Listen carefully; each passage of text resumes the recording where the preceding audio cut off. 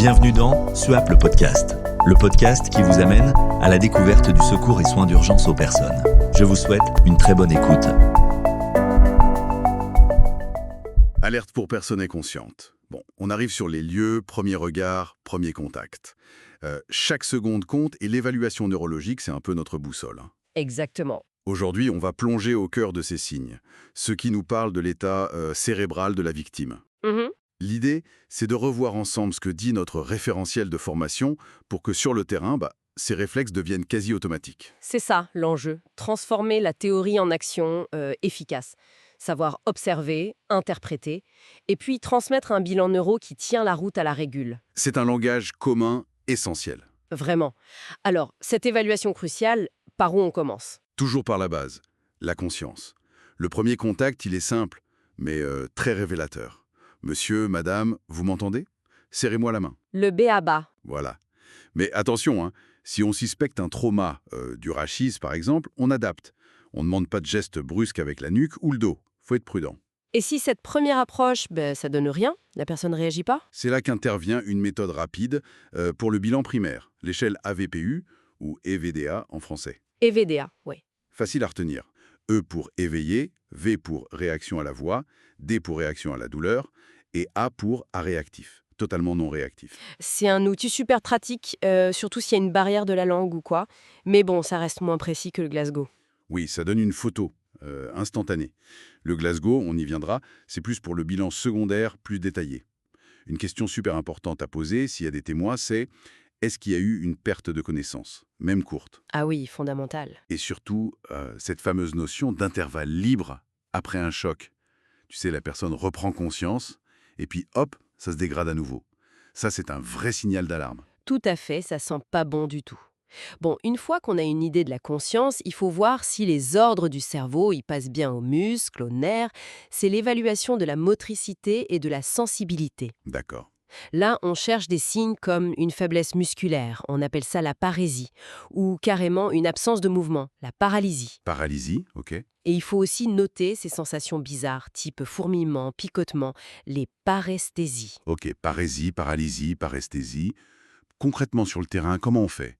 Mettons, on suspecte un problème à la colonne après une chute de hauteur. Alors là, l'examen doit être vraiment systématique. On teste la sensibilité et la motricité des 4 membres. Les 4. Oui, on demande de bouger les doigts, les orteils, on vérifie la sensation au toucher, en effleurant la peau. On cherche à savoir si l'atteinte concerne que les jambes, ça c'est paraparésie ou paraplégie, ou les 4 membres. Et là, c'est tétraparésie ou tétraplégie. D'accord, logique. Et si on pense plutôt à une atteinte directe du cerveau, genre AVC, trauma crânien, etc. Là, la recherche est un peu différente. On va plutôt chercher un déficit qui touche un seul côté du corps, c'est l'hémiplégie, ou l'hémiparésie si c'est juste une faiblesse. Hémi pour la moitié du corps. Exactement. Et il y a des tests simples, mais vraiment cruciaux. Comparer la force des 2 mains, demander de tenir les bras tendus devant, paume vers le ciel, et on regarde si un bras tombe ou délie. Le test de Barré, c'est ça? C'est ça. Et le visage, très parlant aussi.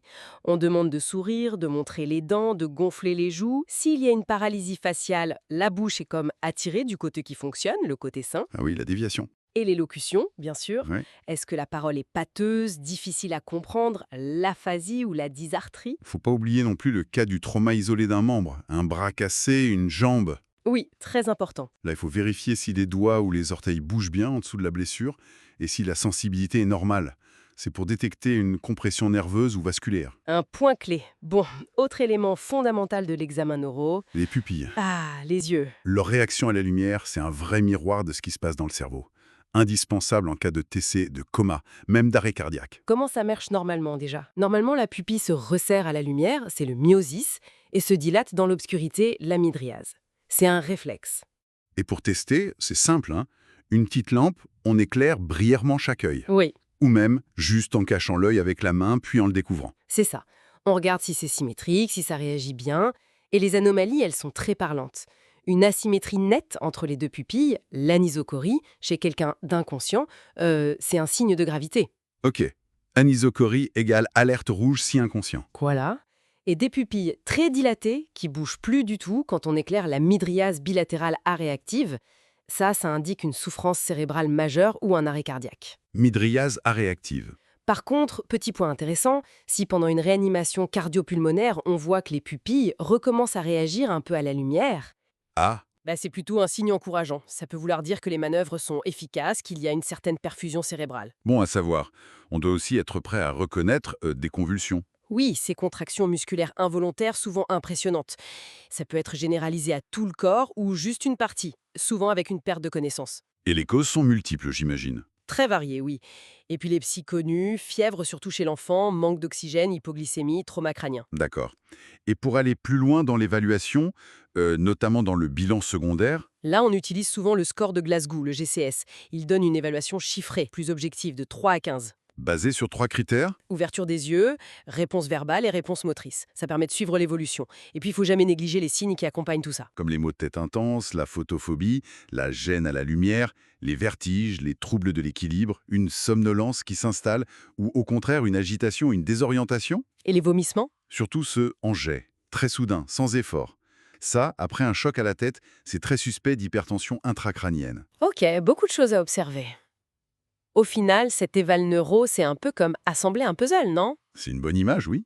Chaque signe, la conscience avec AVPU puis Glasgow, la motricité, la sensibilité, les pupilles, les convulsions, les signes associés, c'est une pièce. Notre boulot, c'est de les assembler vite et bien. Exactement, pour transmettre une image claire et la plus précise possible à la régulation médicale. Une observation méthodique, un bilan précis avec les bons termes, c'est crucial pour la suite. C'est notre maillon dans la chaîne des secours. Tout à fait, c'est notre responsabilité. Et juste pour finir, une petite question pour réfléchir. On a parlé de tous ces signes cliniques. Mais est-ce que les circonstances de l'intervention, l'environnement de la victime, ou même ce qu'elle faisait juste avant qu'on arrive, est-ce que tout ça ne pourrait pas nous aider à interpréter ces signes neurologiques différemment?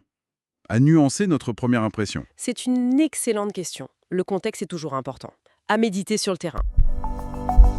Merci de votre attention et de votre fidélité à SUAP le podcast. À très bientôt pour un nouvel épisode à la découverte du secours et soins d'urgence aux personnes.